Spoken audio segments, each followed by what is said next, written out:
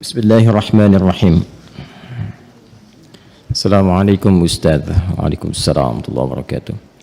Semoga Ustaz selalu dalam lindungan dan rahmat Allah Subhanahu wa taala. Amin. Semoga Allah memberikan perlindungan dan rahmat kepada Anda dan keluarga lebih baik dari apa yang Allah berikan kepada kami, dan kita diberikan pancaran kemuliaannya.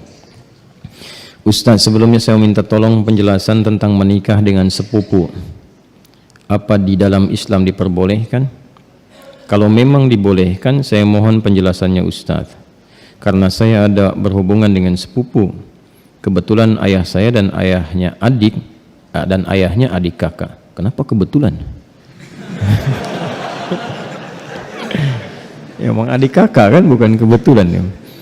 Ya, kebetulan ayah saya dengan ayahnya adik kakak. Ayah saya yang paling tua. Dan kami berdua ingin menikah, tapi terhalang restu orang tua. Karena mereka menikahi sepupu, karena kata mereka menikahi sepupu itu tidak boleh karena masih satu bapak. Kami sudah memberikan penjelasan kepada orang tua, tapi orang tua masih kekeh dengan pendapatnya. Kami hanya ingin halal agar kami terhindar dari maksiat. Kami mohon kepada Ustadz untuk memberikan penjelasan tentang hukum menikahi sepupu. Dan kalau boleh, kami minta tolong divideokan ya Ustadz, agar orang tua kami bisa memahaminya dan memberikan restu kepada kami. Sebelumnya terima kasih banyak ya Ustaz. Syukran, jazakallah. Anda memindahkan beban hidup Anda kepada saya. Tidak apa-apa, ini biasa. Ya, mau dijawab? Yuk kita pakai Quran aja dulu jawabnya. Buka Quran surah ke 33 Al-Ahzab ayat 50. Quran surah 33 ayat 50. Tolong diambilkan kursi satu lagi, biar duduk. Kursi satu lagi, minta kursi. Ada? Kita langsung aja ya, supaya nggak terlalu panjang. Hukum pernikahan dengan sepupu. Ada sepupu, ada keponakan, beda ya. Baik. Ini kan kasusnya begini. Ada adik kakak, ya. Kemudian masing-masing punya anak, kan?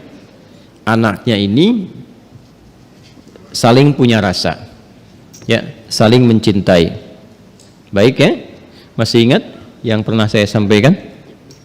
Bukan 2 tahun lalu, kemarin malam Jumat, ya, baik ya. Dan rasa ini ingin disalurkan dalam bentuk yang halal untuk pernikahan. Menikahi yang yang dicintai, menikahi yang dicintai itu harapan. Tapi mencintai yang dinikahi itu kewajiban. Jelas? Baik ya? Nah, sekarang ada harapan enggak untuk menikahi yang dicintai itu? Dia punya rasa cinta antara sepupu ini, ya, anak dengan anak, maka boleh enggak hukum nikahnya? Yuk kita lihat di Quran ya, surah ke-33 ayat 50. Ada ayatnya? Dibaca. A'udzubillahi minasyaitonirrajim. Bismillahirrahmanirrahim. Ya ayyuhan nabiyyu inna ahlalna laka baik azwajaka allati ataita ujurahunna wa ma malakat baik yaminuk mimma afa Allahu alaih. Setelah itu wa banati ammika wa banati ammatika wa banati khalika wa banati khalatika. Terus ya, sampai situ dulu karena sesuai pertanyaan. Baik kan? Wa mar'atan mu'minatan in wahabat nafsaha lin nabi ya. Nah, itu nanti diteruskan ayatnya kemudian. Yuk kita lihat. Saya berdiri sebentar untuk menggambarkan dulu ya, sejenak. Wahai Nabi sallallahu alaihi wasallam, dengan keagunganku kata Allah, dihalalkan bagimu untuk menikahi perempuan-perempuan yang kualifikasinya dibenarkan secara agama. Terus ya? Sepanjang engkau siapkan pula, ya, mahar yang engkau siapkan. Kemudian juga dibolehkan dengan kualifikasi-kualifikasi tertentu. Jadi dalam pernikahan itu ada yang tidak diperkenankan menikah, ada yang dibolehkan menikah. Nanti yang tidak diperkenankan diantaranya di ayat ke-23 surah keempat itu, surah An-Nisa ayat 23. Ayo yang jomblo fisabilillah tuh dituliskan dulu itu ya. Ada berapa kualifikasi itu, nanti kalau cari-cari jodoh jangan memaksa pada yang itu Ya, itu yang tidak boleh. Hurrimat 'alaikum ummahatukum. Ibumu nggak boleh. Ya kan? Kemudian juga saudarimu nggak boleh. Ya kan? Nanti ada kualifikasinya sampai dengan yang ke bawahnya, ya. Atau kurang lebih ada 11 yang disebutkan di situ. Itu yang tidak diperkenankan. Nanti ayat 12-nya sebagai tambahan. Jadi yang ayat 23 itu yang disebut dengan mahram. Ayat 24-nya istri orang. Jadi kalau sudah jadi istri orang jangan dipaksa, ya. Paham? Baik, termasuk nanti ada hadis sahih di Al-Bukhari dan Muslim, hati-hati bergaul juga dengan ipar. Ya, karena itu bisa menanamkan panah-panah setan, ya, menghadirkan dalam jiwa itu benih-benih seperti rasa suka. Itu hati-hati, bisa jadi pengantarnya curhat. Ya, lama-lama hilang gitu. Nah, itu yang dipersoalan, ya. Saya tidak ingin lompat terlalu jauh, kita kembalikan. Nah, itu yang dilarang, yang tidak diperkenankan. Yang boleh siapa saja dari jalur kekerabatan. Ya, di An-Nisa ayat 23, ibu nggak boleh, bibi nggak boleh, gitu kan? Bibi, kemudian baik itu dari pihak ibu ataupun dari pihak ayah. Ya, kemudian saudari nggak boleh, sepersusuan nggak boleh, gitu kan? Menantu nggak boleh, ya. Kemudian nanti ada anak-anak bawaan juga dari istri yang dinikahi, itu nggak boleh. Menyatukan, ya, adik kakak itu nggak boleh. Baik, istri orang itu nggak boleh. Di luar itu yang boleh apa? Ya, di luar itu yang boleh apa? Teruskan. Satu, kalau dari jalur kekerabatan yang paling dekat, anak paman. Baik, ya. Obanati ammika. Anak paman berarti sepupu kan? Ya kan? Baik. Ini saya sebut kakek sajalah. Ya. Kakek punya anak kan? Ya. Ini A, ini B. Ini anaknya laki-laki, ini laki-laki juga. Oke? Sudah. Ini ayah lah ya, untuk memudahkan. Ini bapak.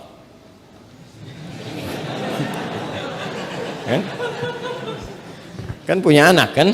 Berarti jadi ayah. Itu punya anak berarti bapak. A-nya apa? Ayah. B-nya bapak. Jelas? Nah, ini punya anak. Baik ya? Ini X. Yang ini ya kan? Ini Y. Baik. Yang ini perempuan Y. Yeti misalnya kan? Ya. Ini Safi. Ya. Kalau dia punya anak beberapa misalnya Safi, Messi, misalnya siapa lagi ke bawah misal. Ini laki-laki. Ini perempuan. Nah, ini sepupuan kan? Ini kan? Ya, halo? Ini dengan ini sepupu ya? Baik. Nah, ini Yeti dengan Safi ada rasa saling mencintai. Ingat, mencintai dengan menyukai itu berbeda. Suka, semua bisa disukai, tapi tidak setiap yang disukai itu harus mencintai. Jelas ya? Baik. Sama dengan begini, tak kenal maka tak bukan ta'aruf. Ya. Karena tidak harus yang dikenali itu disayangi. Anda kenal istri tetangga, apakah harus sayang padanya? Tidak kan? Paham ya? Baik. Jadi kenal itu tidak harus sayang. Halo, paham? Nah, tapi kita menyukai siapapun harus suka dalam konteks kebaikan. Tapi tidak selalu yang disukai itu harus dicintai. Cinta itu diikat dengan nilai-nilai yang baik. Karena itu bagus pertanyaannya, ingin tahu rambu-rambu agama supaya tidak keluar dari nilai-nilai itu, supaya tidak masuk dalam jerat-jerat setan. Apa hukumnya kemudian kalau ini ingin menikah dengan ini? Ini ada anak paman nih. Ini kan kesini paman kan? Ya kan? Ini ada anak pamannya nih, anak pamannya. Apa hukumnya kalau saya ingin menikah dengan anak paman? Maka dijawablah kemudian di Al-Ahzab tadi di ayat yang ke 50. Wa banati ammika wa banati ammatika. Ya, wa banati khalika wa banati khalatika. Am itu paman dari ayah. Khal paman dari ibu. Ammah, ammatun ya, itu bibi dari ayah. Jadi ayah misalnya punya saudari perempuan. Bibi kan? Ya. Baik, ibu kan punya juga ya, saudari ya. Nah, dari ibu itu disebut dengan khalun dan khalatun, dari ayah disebut ammun dan ammatun. Jelas? Baik. Jadi hukumnya kalau ingin menikah antar sepupu boleh-boleh saja karena ini bukan mahram. Ya. Jelas? Sampai sini boleh. Kalau ditanya apakah boleh menikah antar sepupu? Boleh. Sepanjang tidak ada sebab-sebab lain yang mengharamkan itu. Apa sebab-sebab yang lain? Ini hukum asalnya boleh. Tapi nanti ada sebab-sebab lain yang menjadikan terlarang. Misal, ini hukum asal boleh, tapi ternyata ibunya Safi misalnya saat Safi lahir, ASI-nya macet. Maka minta kepada ibunya Yeti untuk bisa di-share ASI-nya. Ya kan? Halo? Ada yang salah? Huh? Share, like, and comment, ya kan? Baik. Kalau ini kemudian mendapatkan ASI yang sama dari ibunya Yeti, ya, sini ada ibu misalnya, jadi saudari atau saudara sepersusuan, dia walaupun sama-sama sepupu tidak menjadikan keduanya boleh menikah karena ada hubungan mahram birradha'ah. Tapi kalau di luar itu aman misalnya, bukan saudara atau saudari sepersusuan dan tidak ada faktor-faktor lain yang menjadikan ini terhambat, maka boleh-boleh saja, tidak ada masalah di situ. Jelas? Sekalipun ada kebolehan, tapi tetap ditempuh dengan cara yang terhormat. Ya, jadi tidak boleh misalnya kawin lari, capek, sambil lari nikah gitu kan? Tidak, jangan. Tetap sekarang cari cara untuk memahamkan dengan cara yang baik dan bermohon kepada Allah. Kalau memang diniatkan ibadah, niat ibadah dengan cara yang benar, dengan cara yang baik, sifatnya nanti akan dibimbing oleh Allah dengan cara yang baik. Ada doanya. Untuk melembutkan hati orang tua misalnya, ditampakkan nilai-nilai kebaikan. Jadi kalau ada penolakan dengan karakter, dibalas dulu dengan akhlak. Biasanya akhlak itu melembutkan hati. Ya, Anda misalnya datang kepada ibu, ibu nolak, nggak usah yang itulah, cari yang lain misalnya kan. Dan Anda merasa itu baik buat Anda misalnya, taat dulu aja pada ibu, jangan dibantah dulu. Nggak usah pakai tapi walaupun meskipun, udah. Ya, taati saja dulu. Begitu Anda taati baik, lalu tampakkan nilai-nilai kebaikan, doa sampai lembut hatinya. Ya, demikian calon pasangan juga nanti mendoakan juga, memberikan akhlak yang baik. Ketika kelembutan itu ada, maka cara kita kemudian berkomunikasi akan berbeda dan hasilnya tidak sama dengan yang pertama. Paham sampai sini?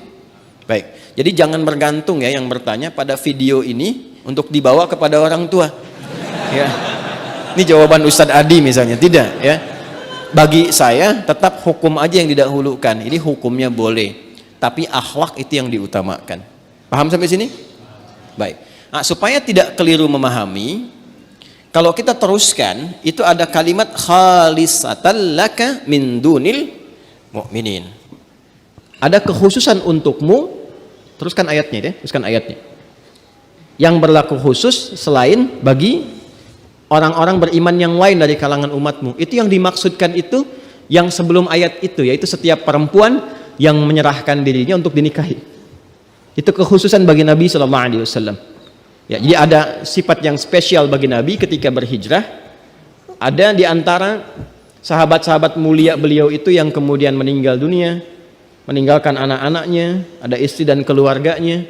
Ya, kemudian Nabi diperintahkan oleh Allah Subhanahu wa taala bagi perempuan-perempuan tertentu khusus, jika Nabi meridainya, akhlaknya, kemuliaannya, kebaikannya, support untuk dakwahnya, dan dia datang untuk menyerahkan dirinya untuk dinikahi, boleh-boleh saja, silahkan gitu kan.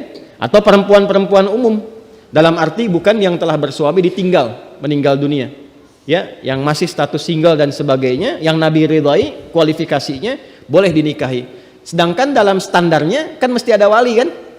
Nah, kalau bagi Nabi itu khusus. Ya, bagi Nabi khusus, tidak berlaku umum. Jadi nanti harus pandai baca-baca ayat.